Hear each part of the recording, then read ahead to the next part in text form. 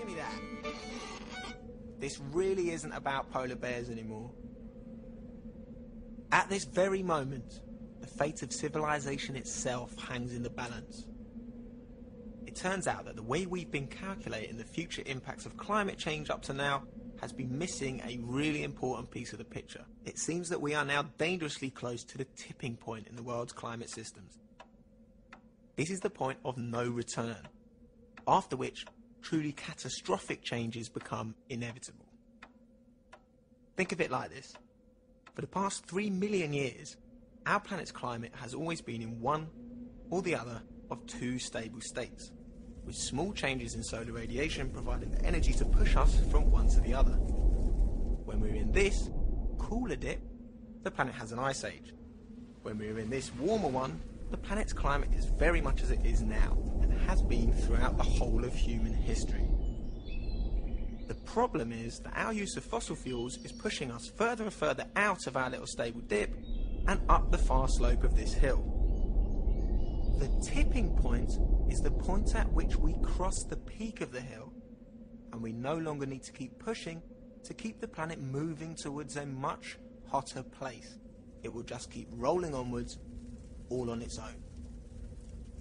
This tipping point exists because of a set of positive feedbacks in the climate system, mechanisms that can amplify the effects of man-made warming and lead to runaway change. First, you've got the albedo effect. Basically, white surfaces reflect more solar radiation than dark surfaces. So as global warming from greenhouse gases melts ice and snow, it leaves behind dark ocean or land. These surfaces now absorb more solar radiation than before, so adding to warming, which melts more ice and snow, and so on. Now, uncondensed water vapour is actually a more important greenhouse gas than carbon dioxide. And although we're not actually emitting much water vapour directly, as the planet warms, evaporation rates increase, raising humidity and thickening the Earth's thermal blanket, which in turn raises temperatures, which further increases evaporation rates, and so on. And normally, about half the CO2 emitted each year from human activities is reabsorbed by a combination of forests, plankton, and the ocean itself. But the ocean's surface is becoming more and more acidic as concentrations of CO2 dissolved in it rise. At the same time, the water temperature at the surface is also going up, forming a layer of warm, acidic water that is spreading across the ocean's surface, killing off the plankton that locks CO2 out of the atmosphere. Worse, warm water holds less CO2 than cold water, so as it heats up, it actually starts to release some of the CO2 that it had previously absorbed. Now, just like marine ecosystems, land-based ecosystems normally act as carbon sinks, taking carbon from the atmosphere and using it for growth. But as these ecosystems heat up, they become unbalanced. Plants become less and less effective at taking in CO2, while microorganisms in the soil become more and more effective at putting it out, meaning the ecosystem as a whole goes from being a carbon sink to being a carbon source. Eventually, as temperatures rise and rains fail, forests dry out, so when fires start, they don't get put out. All of the forest stored carbon goes up in smoke, adding to the greenhouse gases in the atmosphere, further increasing warming, which further degrades the carbon sinks. Now, up in Siberia, a vast area of frozen peat bog the size of France and Germany combined that we call the permafrost is melting. And as it melts, it releases huge quantities of methane. Now, methane is a greenhouse gas with a short lifespan in the atmosphere, but while there, it has a warming effect more than 20 times as powerful as carbon dioxide. So the more methane is released, the more it adds to warming, so the more the permafrost melts, and the more methane is released. Now, unfortunately, the Arctic tundra is not the only place with large stores of frozen methane.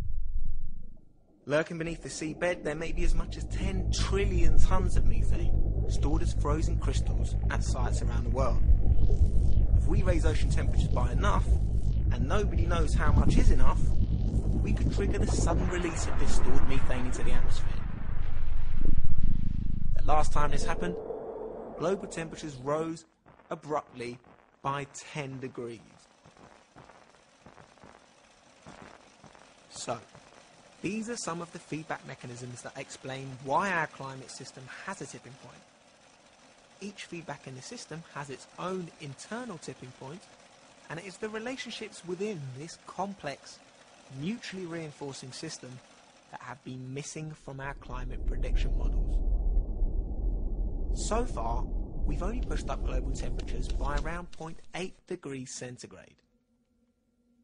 But because of the 40 or 50 year time lag between emissions and temperature rise, the emissions already in the atmosphere commit us to raising temperatures by around another 0.6 degrees over the coming decades, which could easily be enough to place us right at the peak of the hill, or even over it.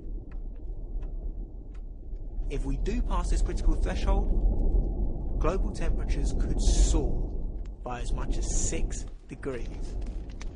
If this happens, the natural world will suffer a mass extinction event which will wipe out the majority of the plants and animals with which we currently share the planet, although there will be a lot more rats, flies, cockroaches and mosquitoes as the world's ecosystems go into meltdown.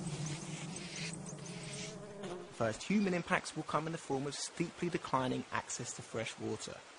As rainfall patterns change, glacier-fed rivers dry up, and rising sea levels contaminate reservoirs.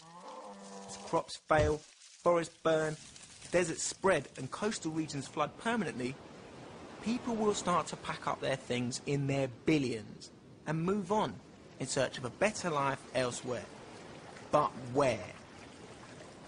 Humanity may survive this, but what will humanity mean in a world where countries which remain habitable, like Britain, spend most of our remaining resources fighting to keep out the starving millions who can no longer live in their own countries because of what we have done? The world is awash with weapons. Enough firearms to arm 1 in every 7 human beings on the planet. As the world's ability to support the huge numbers of people alive today dwindles, we will not die peacefully in our sleep. Okay, here's the good news. None of this is inevitable, yet. This is not the time to panic or to despair.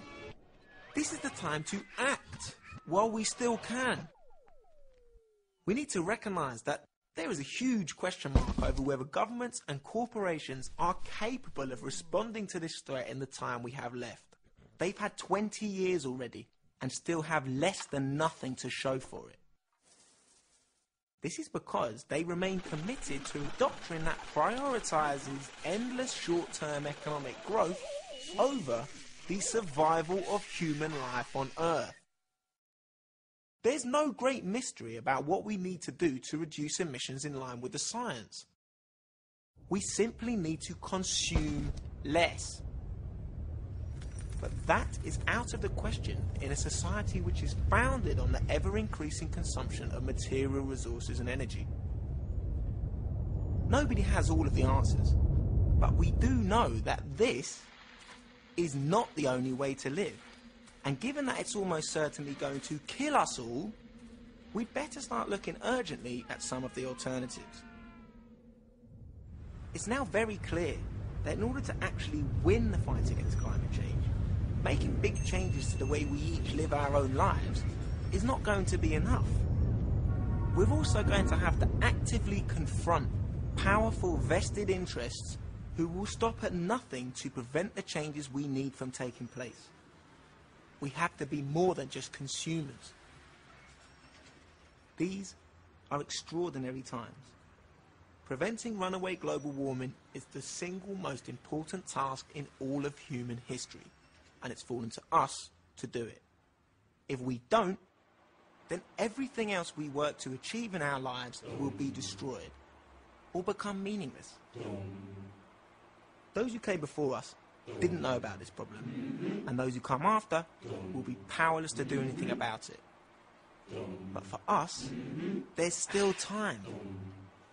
We better get a move on though.